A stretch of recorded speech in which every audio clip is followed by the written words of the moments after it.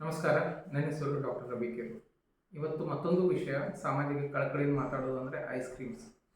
ನಾವು ಮುಂಚೆ ಸಣ್ಣವರಿದ್ದಾಗೆಲ್ಲ 10 ವರ್ಷ 20 ವರ್ಷಗಳ ಹಿಂದೆ ಐಸ್ ಕ್ರೀಮ್ ಸಿಗ್ತಾ ಇರೋದು ಹಾಲಿನಿಂದ ಮಾಡಲ್ಪಟ್ಟಿರುತ್ತೆ. ಹಾಲನ್ನು ಕಾಯಿಸಿ ಕುದಿಸಿ ಅದರಿಂದ ಹಾಲಿನಿಂದ ಐಸ್ ಕ್ರೀಮ್ ಮಾಡ್ತಾಯಿದ್ರು, ಅಥವಾ ಸ್ವಲ್ಪ ಐಸ್ ಕ್ರೀಮ್ ಪೌಡ್ರ್ ಹಾಕಿ ಮಾಡ್ತಾಯಿದ್ರು. ಬಟ್ ಈಗ ಮಾಡ್ತಾ ಇರೋದು ಐಸ್ ಕ್ರೀಮ್ ಅಲ್ಲೇ ಅಲ್ಲ, ಅದಕ್ಕೆ ಡೆಸರ್ಟ್ ಅಂತ ಹೇಳ್ತಾರೆ.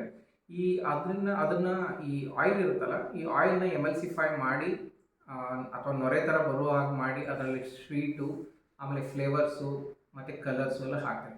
ಅದು ನಿಜವಾಗಿದ್ರೆ ಐಸ್ ಕ್ರೀಮ್ ಅಲ್ಲವೇ ಅಲ್ಲ, ಅದಕ್ಕೆ ಡೆಸರ್ಟ್ ಅಂತ ಹೇಳ್ತೀವಿ. ಸೊ ಆದರೆ ನಾವು ಅದನ್ನು ಎಲ್ಲರೂ ಸಹಿತ ಇದನ್ನು ಡೆಸರ್ಟ್ ಸಹಿತ ಐಸ್ ಕ್ರೀಮ್ ಶಾಪಲ್ಲೇ ಮಾರೋದ್ರಿಂದ ಅದು ಜನರಿಗೆ ಐಸ್ ಕ್ರೀಮ್ ಮತ್ತು ಇದು ಡೆಸರ್ಟ್ ಬಗ್ಗೆ ಡಿಫ್ರೆನ್ಸ್ ಗೊತ್ತೇ ಆಗ್ತಾ ಇಲ್ಲ. ಸೊ ಎಲ್ಲರೂ ಐಸ್ ಕ್ರೀಮ್ ಥರ ಅಂತ ತಿಂತಾ ಇದ್ದಾರೆ. ಇದು ಆರೋಗ್ಯಕ್ಕೆ ಭಾಳ ಹಾನಿಕರ. ಅದರಲ್ಲಿ ಏನೂ ಒಂದು ಚೂರು ನ್ಯೂಟ್ರಿಷನ್ ವ್ಯಾಲ್ಯೂ ಇರೋದೇ ಇಲ್ಲ. ಸೊ ಇದ್ರ ಬಗ್ಗೆ ನಿಮಗೆ ಮಾಹಿತಿ ಇರಲಿ, ಈ ಐಸ್ ಕ್ರೀಮನ್ನು ಅವಾಯ್ಡ್ ಮಾಡಿ.